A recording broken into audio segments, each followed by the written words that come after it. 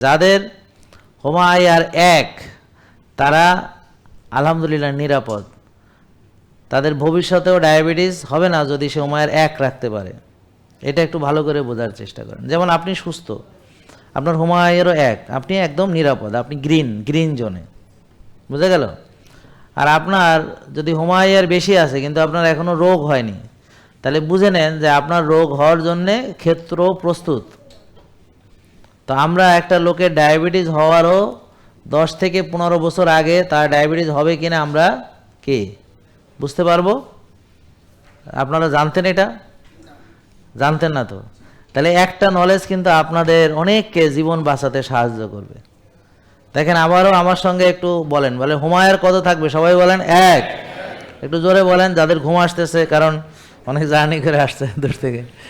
বলেন হোমায়ার কত থাকবে? সবাই বলেন 1। জোরে বলেন হোমায়ার 1। হ্যাঁ, তাইলে ধরেন যদি কারো 2 এর বেশি থাকে, 3, 4, 5, হ্যাঁ এরকম, ধরেন আপনার রোগ নেই কিন্তু আপনার হোমায়ার বেশি, তাহলে কি বুঝবো বলেন তো? আপনার ভবিষ্যতে রোগ হবে। মানে রোগ হিসেবে আপনি এখনো পরিচিত হননি, রোগী হিসাবে ভিতরে সব হয়ে গেছে কিন্তু প্রকাশিত হয়নি। এখন রোগ প্রকাশ কখন পায়?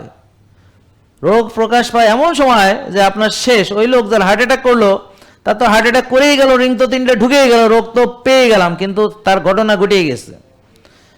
তাহলে একটা লোক তার হার্ট অ্যাটাকের যদি 30-40 বছর আগে তাকে আমি সতর্ক করি, তাহলে সেটা একটা মিরাক্কল হবে না? মিরাক্কল মানে মিরাকল আর কি। হ্যাঁ, অনেকে মিরাকল কেন মিরাক্কেল কয় আমি জানি না, যাই হোক দেখি অনেকে মিরাক্কেল কয়।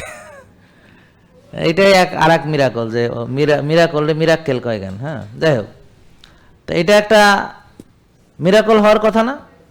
কি বলেন তো, কি বুঝছেন? যে আমি সতর্ক হয়ে যাব অনেক আগে, তাহলে আমার রোগই হবে না।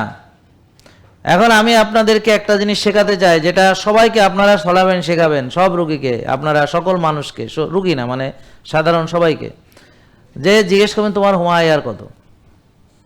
আপনি বলবেন যে আমাদের কাছে এমন বিদ্যা আছে যে তোমার ডায়াবেটিস হওয়ারও 10-15 বছর আগে আমরা বলে দিতে পারি, তোমার হার্ট অ্যাটাকের 30-40 বছর আগে আমরা বলে দিতে পারি। হ্যাঁ, এটা কেমনে সম্ভব? হ্যাঁ, এটা সত্যি। বলে তোমার হোমায়ার কত? ব্যাপারটা বুঝছেন? তাহলে আপনারা এটা শিখলেন, এটা সব কাজে লাগাবেন। তাহলে বলেন হোমায়ার কত থাকতে হবে? বলেন। Very good.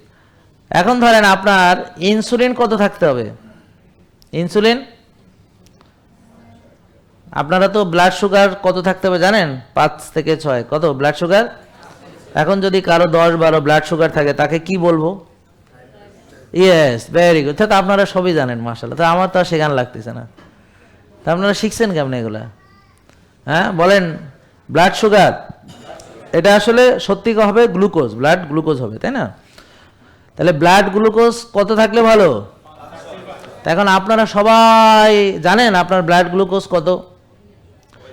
তাহলে আমাদের সবার জানা উচিত আমার ব্লাড গ্লুকোজ লেভেল কত। কেন জানা উচিত? কারণ অনেকে রোগী হওয়ার পরে জানতে পারে তার কি ডায়াবেটিস হয়ে গেছে, অনেক পরে জানতে পারে। হয়তো চোখের সমস্যা, চোখ পরীক্ষা করাইতে গেছে, চোখের ডাক্তার বলছে আপনার মনে হয় ডায়াবেটিসের কারণে রেটিনোপ্যাথি গেছে, তো দেখে ডায়াবেটিস 22।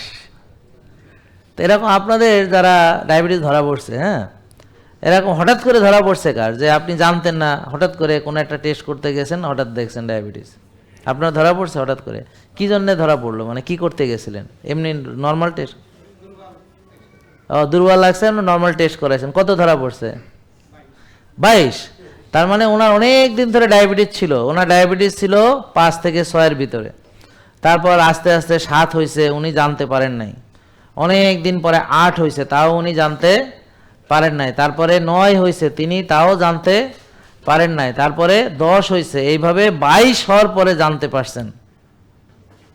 তাহলে আমরা যদি এখন সবাই আগে থেকে সতর্ক হই, তাহলে আমাদের সবার উচিত না আমার সুগার লেভেলটা জানা? তাহলে এই ভুলটা আমরা করব না, আমরা সবাই আমাদের ব্লাড গ্লুকোজ লেভেলটা জানবো, ঠিক আছে?